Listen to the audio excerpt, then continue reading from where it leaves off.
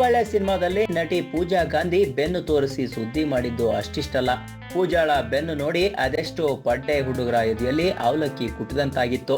ಪೂಜಾ bold ಆಗಿ ಯಾವುದೇ ಬಿಂಕವಿಲ್ಲದೆ ಬೆನ್ನು ತೋರಿಸಿ ಕನ್ನಡ ಸಿನಿಮಾದಲ್ಲಿ ಈ ರೀತಿ ಬೆನ್ನು ತೋರಿಸಿದ ಮೊದಲ ನಟಿ ಅಂತ ಪೂಜಾ ಅನ್ನಿಸಿಕೊಂಡ್ರು. ಅದರಂತೆ ಸಿನಿಮಾ ಕೂಡ ಹಿಟ್ ಆಯ್ತು. ದಂಡುಪಾಳ್ಯದ ಗ್ಯಾಂಗ್ ನಲ್ಲಿ ಪೂಜಾಳ ಪಾತ್ರಕ್ಕೂ ಒಳ್ಳೆ ಪ್ರಶಂಸೆ ಸಿಕ್ಕಿತ್ತು. ಇದಾದ ನಂತರ ಚಂದನವನದಲ್ಲಿ ಯಾವ ನಟಿನೂ ಬೆನ್ನು ತೋರಿಸೋಕೆ ಮುಂದಾಗಿರ್ಲಿಲ್ಲ. ಆದ್ರೀಗ ಎರಡನೇ ಸಲದ ಹುಡುಗಿ ಸಂಗೀತಾ ಭಟ್ ಬೆನ್ನು ತೋರಿಸಿದ್ದಾರೆ.